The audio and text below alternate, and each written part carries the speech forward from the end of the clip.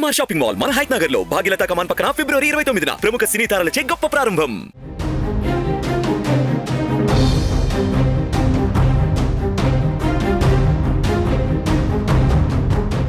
తెలంగాణ రాష్ట్ర ప్రజలకు big alert. Mahalakshmi పథకం గైడ్ లైన్స్ విడుదల చేసింది రేవంత్ రెడ్డి ప్రభుత్వం.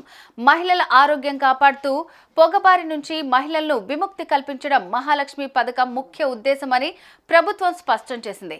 మహాలక్ష్మి పథకం గైడ్ లైన్స్ ప్రకారం ప్రజాపాలన దరఖాస్తు చేసుకున్న వాళ్లు మాత్రమే అర్హులుగా గుర్తించబడతారు. తెలంగాణలో మహాలక్ష్మి పథకానికి మార్గదర్శకాలు విడుదల చేసింది రేవంత్ రెడ్డి ప్రభుత్వం. తెల్ల రేషన్ కార్డు కలిగి ఉన్న వాళ్లు అర్హులవుతారు. గ్యాస్ కనెక్షన్లు మహిళా పేరు మీద ఉండాలి. గడిచిన 3 సంవత్సరాలుగా గ్యాస్ సిలిండర్ వినియోగాన్ని పరిగణలోకి తీసుకోనుంది ప్రభుత్వం. సబ్సిడీ గ్యాస్ పేమెంట్ ను ప్రభుత్వం ప్రతి నెల ఆయా గ్యాస్ కంపెనీలకు చెల్లింపు చేస్తుంది. ప్రజాపాలన దరఖాస్తు చేసుకుని ఉన్నవాళ్లు మాత్రమే అర్హులు. తెల్ల రేషన్ కార్డు కలిగి ఉన్న వాళ్లు అర్హులు. గ్యాస్ కనెక్షన్ మహిళా పేరు మీద ఉండాలి. గడిచిన 3 సంవత్సరాలుగా గ్యాస్ సిలిండర్ వినియోగాన్ని ప్రభుత్వం పరిగణలోకి తీసుకోనుంది.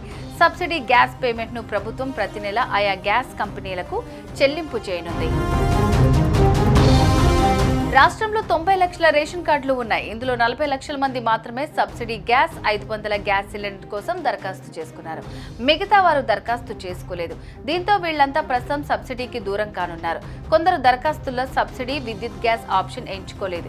ఈ కారణంగా కూడా దరఖాస్తు చేసుకున్న వారిలో కూడా 5 లక్షల మంది అర్హత కోల్పోయారని సమాచారం. 6 గ్యారంటీల్లో ప్రభుత్వం ఇప్పటికే 2 గ్యారంటీలను అమలు చేస్తోంది. ఆరోగ్యశ్రీ పరిమితిని 5 లక్షల నుంచి 10 లక్షలకు పెంచింది. ఆర్టీసీ బస్సుల్లో మహిళలకు ఉచిత ప్రయాణం కల్పిస్తున్నారు. గ్యాస్ ఉచితం ఈ 2 పథకాలను రేషన్ కార్డు ఉన్నవారికే ఇవ్వాలని ప్రభుత్వం నిర్ణయించింది. రేషన్ కార్డు లేని వారు కూడా అభయహస్తంలో దరఖాస్తు చేసుకున్నారు. కానీ రేషన్ కార్డుదారులను మాత్రమే అర్హులుగా గుర్తించారు. ఈ నేపథ్యంలో చాలా మంది ఈ పథకానికి దూరమయ్యే అవకాశాలున్నట్టు తెలుస్తోంది. మరి దీనిపై అధికారులు ఎలాంటి చర్యలు తీసుకుంటారో వేచి చూడాల్సిందే.